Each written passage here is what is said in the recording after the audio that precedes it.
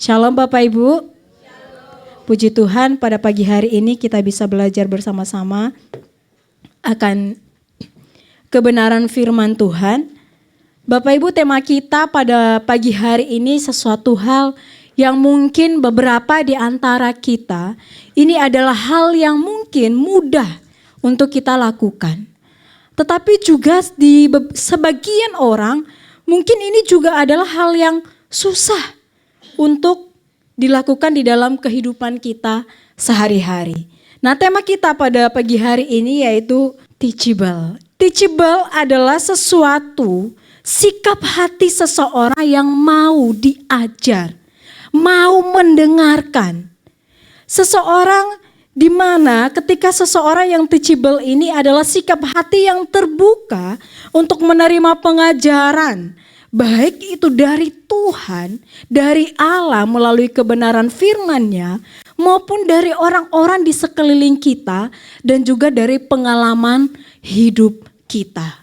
Seseorang yang terbuka dan mau diajar terlebih dahulu dari firman Tuhan itu sendiri, dari orang-orang di sekeliling kita dan juga dari pengalaman hidup kita dan pengalaman hidup orang-orang di sekeliling kita.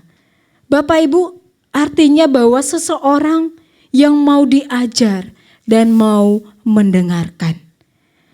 Tidak semua seperti yang saya katakan tadi di awal bahwa hal ini tidak semua bisa dilakukan oleh banyak orang. Mungkin ada di antara kita ini adalah sesuatu yang susah untuk kita lakukan di dalam kehidupan kita sehari-hari. Atau juga mungkin hal yang mudah bagi sebagian orang untuk dilakukan. Mau mendengar ketika diajar. Apalagi mohon maaf ketika seseorang udah memiliki gelar yang cukup tinggi, memiliki ilmu yang begitu luar biasa, mungkin juga memiliki profesi yang luar biasa dan juga mungkin harta benda di dalam kehidupannya. Sehingga kalau kadangkala hal ini, teachable ini susah untuk dilakukan di dalam kehidupan kita. Mari kita lihat di dalam kehidupan kita. Di dalam Yohanes, mari kita buka Alkitab kita di dalam Yohanes 3. Kita akan belajar dari satu tokoh yang melakukan teachable ini di dalam kehidupannya.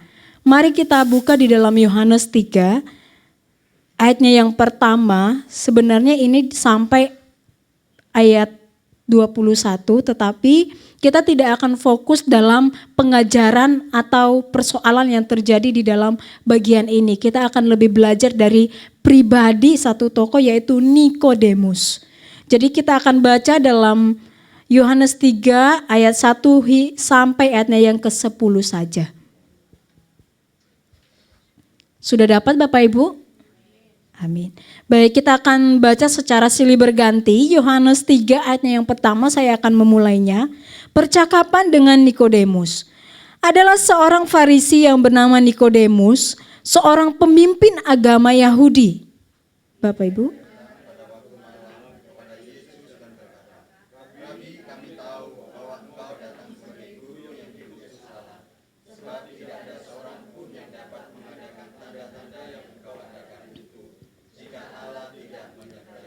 Yesus menjawab katanya, "Aku berkata kepadamu, sesungguhnya jika seorang tidak dilahirkan kembali, ia tidak dapat melihat kerajaan Allah."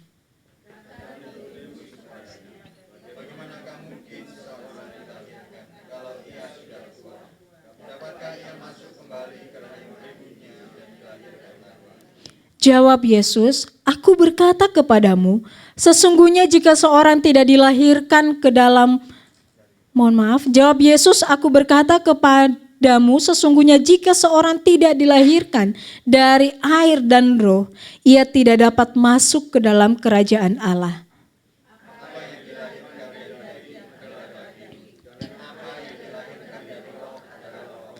Janganlah engkau heran karena aku berkata kepadamu, kamu harus dilahirkan kembali. Angin bertiup kemana ia mau, dan engkau mendengar bunyinya, tetapi engkau tidak tahu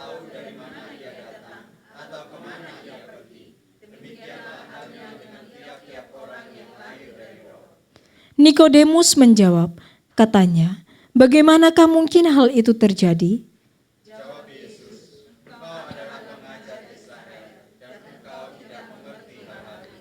Demikian kebenaran firman Tuhan. Sekali lagi saya ingin menekankan bagi kita bahwa pada pagi hari ini kita tidak belajar tentang percakapan yang dilakukan oleh Nikodemus dan Yesus. Jadi kalau kita baca di dalam bagian ini hingga ayat ke-20 ada beberapa pengajaran yang disampaikan oleh Yesus di dalam bagian itu. Tetapi kita belajar dari Nikodemus dan apa yang dilakukan oleh Nikodemus di dalam bagian ini sesuai dengan tema kita yaitu tentang teachable pada pagi hari ini. Siapa sih Nikodemus ini Bapak Ibu? Nikodemus adalah seorang yang bukan orang biasa di kalangannya. Kalau kita lihat di dalam ayat 1 tadi sangat jelas dikatakan bahwa Nikodemus adalah seorang Farisi. Ia adalah pemimpin agama Yahudi dan jelas bahwa ia adalah seorang pengajar di kalangannya. Jadi ketika kita melihat seorang pemimpin Yahudi, seorang pengajar di dalam kalangannya pada saat itu, kita lihat Nikodemus adalah orang yang cukup pintar, orang yang berilmu, orang yang dihargai di kalangannya pada saat itu dan juga didengarkan. Kalau kita lihat di dalam pembacaan kita, di dalam ayatnya yang pertama dan ayatnya yang ke-10 di dalam bagian itu. Jadi kita bisa simpulkan dalam beberapa hal, dia ini adalah orang yang terkenal di antara komunitasnya. Tetapi apa yang terjadi di dalam kehidupan Nikodemus? Di dalam bagian ini kita lihat bahwa Nikodemus menunjukkan kerendahan hatian yang sungguh luar biasa. Sekali lagi Nikodemus adalah orang yang cukup pintar, pengajar, orang Farisi dan pemimpin Yahudi pada saat itu. Dan pastinya didengarkan oleh banyak orang, dihargai oleh banyak orang. Tetapi di tengah itu semua dia mau datang kepada Yesus dan mau mendengarkan Yesus. Bahkan ada kalau kita lihat di situ mereka bersoal jawab. Ketika Nikodemus tidak mengerti sesuatu, ia bertanya dan Tuhan memberikan jawabannya dan Nikodemus mau mendengarkan pengajaran yang diberikan oleh Yesus di dalam bagian itu. Dari sini kita belajar dari sikap yang dilakukan oleh Nikodemus Bapak Ibu yaitu bahwa dikenal dan mengenal Tuhan yang sayang sama kita jauh lebih penting daripada jadi orang terkenal supaya disayang banyak orang. Disayang Tuhan lebih penting daripada disayang suami atau istri. Penting juga ya Bapak Ibu ya. Tetapi paling utama di dalam kehidupan kita yang terpenting yaitu ketika kita mengenal Tuhan dan ketika kita disayang dan disayangi oleh Tuhan, diterima oleh Tuhan daripada dikenal oleh banyak orang. Inilah yang dilakukan oleh Nikodemus. Dia bisa saja, siapa Yesus ini? Bisa saja dia dikucilkan di dalam kalangannya. Karena Yesus pada saat itu tidak diterima oleh banyak orang. Tetapi di dalam semua yang dimiliki oleh Nikodemus, dia menanggalkan itu, dia merendahkan dirinya, dia mau datang. Jelas dikatakan di dalam ayat 1 itu, Nikodemuslah yang menghampiri dan datang menemui Tuhan Yesus. Apa yang dilakukan oleh Nikodemus adalah sesuatu yang sangat-sangat terpuji Bapak Ibu pada saat itu. Ia melakukan hal yang sungguh sangat tepat pada saat itu. Di situ dikatakan bahwa Nikodemus sendiri yang datang kepada Yesus dan melakukan beberapa percakapan supaya lebih mengenal dan dikenal oleh Yesus itu. Sekalipun dalam tanda kutip dia adalah orang yang terkenal dan bahkan mungkin memiliki pengetahuan yang cukup luar biasa, tetapi mau merendahkan diri. Dan apa yang terjadi kalau kita lihat di dalam Yohanes 3 ini, memang tidak ada akhir dari kehidupan si Nikodemus. Tetapi di pasal-pasal selanjutnya Bapak Ibu, di dalam Yohanes 7 ayat 50 dan kemudian Yohanes 19 ayat 39, kita melihat apa yang terjadi di dalam kehidupan Nikodemus. Perubahan apa yang dimiliki oleh Nikodemus setelah di dalam Yohanes 3 ini. Di dalam Yohanes 7 ayat 50, kalau kita lihat di dalam bagian itu, Yesus pada saat itu sedang bersoal jawab terhadap beberapa orang pada saat itu. Dan kemudian salah seorang yang membela Yesus adalah Nikodemus. Itu adalah Nikodemus yang sama di dalam Yohanes 3 ayatnya yang pertama ini. Kemudian kita lihat ini adalah respon pertama yang dilakukan oleh Nikodemus. Dia membela Yesus di antara beberapa orang pada saat itu yang tidak menerimanya, bahkan yang mengkritik Yesus pada saat itu. Dan bahkan ketika Nikodemus ini membela Yesus pada saat itu, ia juga dicela pada saat itu. Dan kemudian respon kedua yang dilakukan oleh Nikodemus, perubahan yang dilakukan oleh Nikodemus yaitu di dalam Yohanes 19 ayatnya 39, yaitu di mana ketika Yesus disalib, kemudian Yusuf pada saat itu mau mengambil Yesus dari salib, pada saat itu mau menguburkan. Dan salah seorang yang sangat aktif juga pada saat itu, yaitu Nikodemus ini Bapak Ibu. Apa yang dilakukan oleh Nikodemus? Di dalam Yohanes 19:39, Nikodemus membawa minyak mur dan gaharu yang diberikan pada saat itu ketika Tuhan Yesus dikuburkan.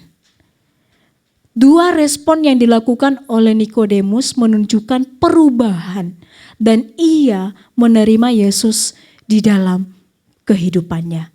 Ketika ia diajar oleh Tuhan Yesus, ketika ia mau mendengarkan pengajaran yang diberikan Tuhan Yesus, ia mau berubah dan ada progres yang terjadi di dalam kehidupan Nikodemus di dalam bagian ini. Bapak Ibu, sekali lagi apa yang dilakukan oleh Nikodemus sungguh sangat terpuji. Dan dari tindakan yang dilakukan Nikodemus ini, apa yang bisa kita pelajari? Apa yang bisa kita terapkan di dalam kehidupan kita mengenai tema kita pada malam hari ini, yaitu teachable, yang mau diajar, yang mau terbuka mendengarkan kebenaran firman Tuhan, mendengarkan orang-orang di sekeliling kita, mendengarkan segala sesuatu untuk perubahan kita sebagai orang-orang percaya. Apa yang kita pelajari dalam bagian ini? Hal yang pertama yang kita pelajari di dalam bagian ini, seseorang yang mau diajar, seseorang yang mau mendengarkan, maka hal yang pertama yang kita lakukan adalah ada kerendahan hati sebagai dasar untuk diajar. Hal yang pertama yang kita pelajari di Nikodemus yaitu ada kerendahan hati untuk mau diajar, mau mendengarkan. Ini adalah hal yang sangat-sangat penting bagi setiap kita. Karena kenapa? Seperti yang saya katakan di awal bahwa tidak semua orang, beberapa orang mau diajar. Dan beberapa juga mungkin kita melihat susah untuk diajar. Oleh karena itu hal ini kita belajar. Pada pagi hari ini mari kita belajar untuk rendah hati yang menjadi dasar bagi kita untuk diajar. Ini merupakan sikap yang tidak sombong di dalam kehidupan kita. Seseorang yang rendah hati adalah tidak untuk memegahkan diri dan juga tidak menunjukkan arogansinya. Mau merendahkan diri ketika mau diajar.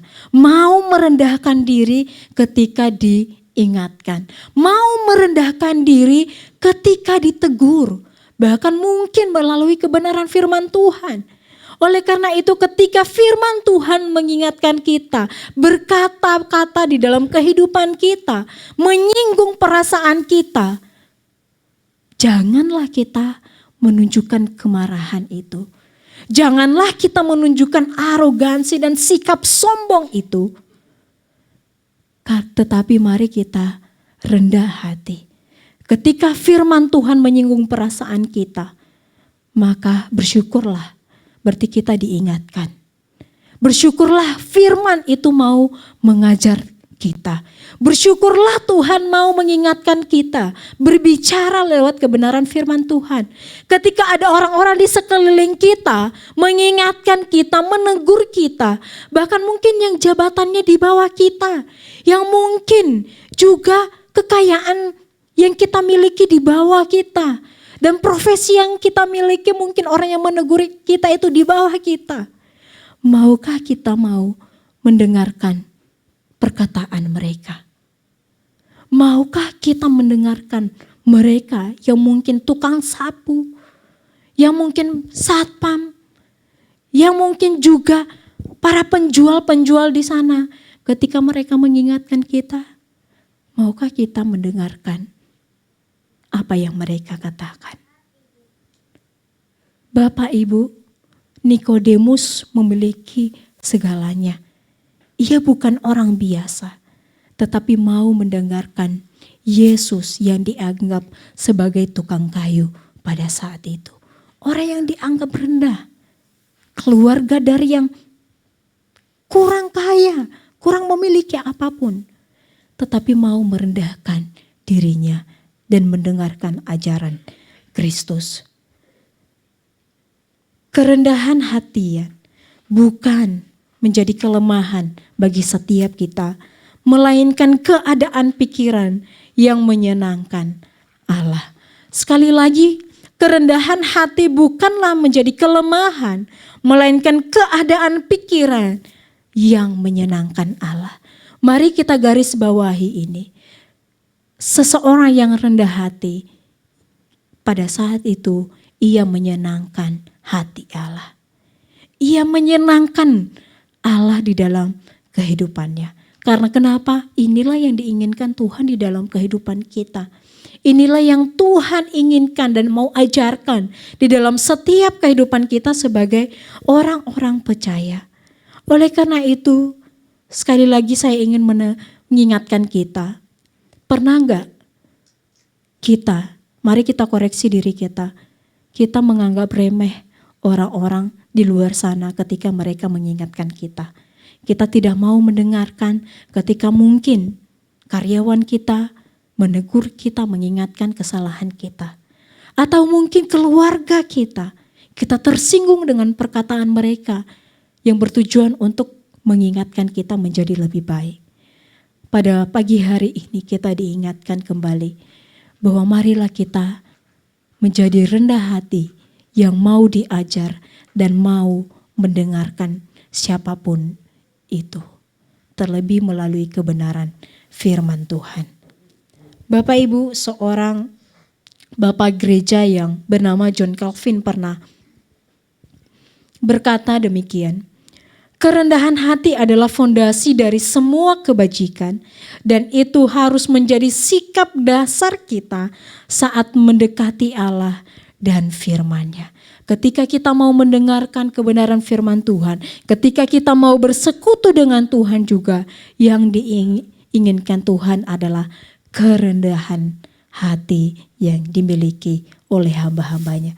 Ketika kita mau melayani pun, yang diinginkan Tuhan ada sikap rendah hati di dalam kehidupan kita. Sehingga di dalam pelayanan-pelayanan kita, segala hal yang kita lakukan, kita melakukan itu dengan sikap rendah hati, bukan dengan sikap yang tidak diinginkan oleh Tuhan. Inilah yang akan menjadi pelayanan yang berkenan bagi Tuhan. Kiranya kita belajar dalam bagian ini, dalam poin yang pertama ini sekali lagi, yaitu kerendahan hati yang menjadi dasar bagi kita untuk belajar menjadi dasar bagi setiap anak-anak Tuhan untuk belajar terbuka dan mau mendengarkan orang-orang di sekelilingnya. Dan kemudian poin yang kedua, hal yang kita pelajari, yaitu memiliki kesadaran bahwa belajar adalah proses seumur hidup. Belajar adalah proses seumur hidup. Tidak ada seseorang yang kemudian umur berapa, umur sekian sudah cukup, bisa mengatakan cukup, saya sudah mengetahui segala sesuatunya. Tidak Bapak Ibu. Tetapi di dalam bagian ini, seberapapun yang kita miliki, ilmu pengetahuan, wawasan yang kita miliki, pengalaman yang kita miliki, kita akan terus belajar di dalam kehidupan kita. Bapak Ibu, kita dipanggil untuk terus belajar akan kebenaran firman-Nya. Mendalami tentang kebenaran firman Tuhan tidak cukup ketika kita berumur sekian. Tetapi kita akan terus dan akan terus mau mendengarkan dan belajar tentang kebenaran firman Tuhan itu. Bahkan dari pengalaman-pengalaman hidup kita dituntut untuk terus belajar. Dari segala sesuatu kita dituntut untuk terus mau belajar. Karena kenapa? Kehidupan yang kita jalani ini akan terus ada perubahan. Akan terus ada hal yang baru. Dan tugas kita adalah mau belajar. Sadar bahwa kita ini adalah seseorang yang terbatas, yang tidak memiliki pengetahuan segala sesuatunya. Oleh karena itu, mari kita belajar bahwa kehidupan kita ini akan terus berlanjut dan tugas kita adalah belajar di dalam kehidupan kita setiap harinya. Karena kenapa? Semakin kita belajar, semakin kita menyadari betapa sedikit yang kita ketahui. Dan ini seharusnya mendorong kita untuk tetap rendah hati dan terus mencari hikmat dari Allah melalui kebenaran firman-Nya. Seperti seorang Nikodemus yang terus belajar. Walaupun ia seorang pengajar, ia tahu banyak hal tentang kebenaran pada saat itu. Tetapi ia tetap mau belajar dari pribadi Yesus. Ia tetap mau mendengarkan Yesus karena ia tahu bahwa ia manusia yang terbatas. Segala sesuatu yang ia tahu tidaklah cukup berhenti di situ saja. Tetapi di dalam kehidupan kita, mari kita melihat pribadi Nikodemus ini. Mari kita mau belajar terus-menerus tentang kehidupan kita. Melalui pengalaman hidup kita, melalui kebenaran firman Tuhan, kita terus rindu untuk mendalami kebenaran firman Tuhan. Kita terus mau belajar, bersekutu dengan Allah, dan juga melalui hubungan kita dengan Allah. Melalui orang-orang di sekeliling kita pun kita bisa belajar. Ketika kita mendengarkan pengalaman-pengalaman mereka, bahkan kita yang muda-muda, yang baru berumur 20-an, mari kita belajar dari para tetua-tetua kita yang mungkin pengalamannya sudah cukup banyak. Tetapi jangan sampai kita juga sebagai orang tua tidak mau belajar dari pengalaman-pengalaman yang mungkin masih muda. Tugas kita adalah saling belajar satu sama lain. Karena sekali lagi kita adalah manusia yang terbatas. Mari kita terus mau memproses hidup kita ini melalui pengalaman-pengalaman, melalui firman Tuhan, melalui orang-orang yang ada di sekeliling kita. Dan kemudian yang terakhir, bagian yang ketiga, yaitu keberanian untuk mengakui ketidaktahuan. Mengakui bahwa kita ini tidak mengerti dan tidak tahu apa-apa. Bagian terakhir ini adalah hal yang sangat-sangat tidak mudah untuk dilakukan oleh beberapa orang. Mengakui kelemahan itu bukanlah hal yang mudah. Mengakui kekurangan itu bukanlah hal yang mudah. Tetapi kita diingatkan di dalam bagian ini, Yaitu kita seharusnya dengan berani untuk mengakui ketidaktahuan kita. Bagian terakhir adalah hal yang tidak mudah kita lakukan oleh beberapa orang. Banyak orang biasanya ingin diakui. Banyak orang biasanya tidak ingin menunjukkan kelemahannya, tidak ingin menunjukkan kekurangannya. Tetapi hal yang luar biasa jika seseorang tidak gengsi dengan kekurangan dan juga kelemahan. Ia mau mengakui dengan jujur. Karena orang yang teachable tidak merasa dirinya selalu benar dan mengetahui segala sesuatunya. Tetapi ketika seseorang memberitahu sesuatu, ketika seseorang mengingatkan kita, mari kita mengakui bahwa memang kita salah dan kurang di dalam bagian itu. Apakah itu menjadi aib? Tidak Bapak Ibu. Tetapi itu adalah jalan terbaik yang kita lakukan untuk menjadi lebih baik. Ini bukanlah hal yang mudah, tetapi mari kita lakukan dan terapkan di dalam kehidupan kita sebagai orang-orang percaya. Dan hal ini selaras dengan nasihat Yakobus kalau kita lihat dalam tulisan-tulisan Yakobus di dalam Alkitab.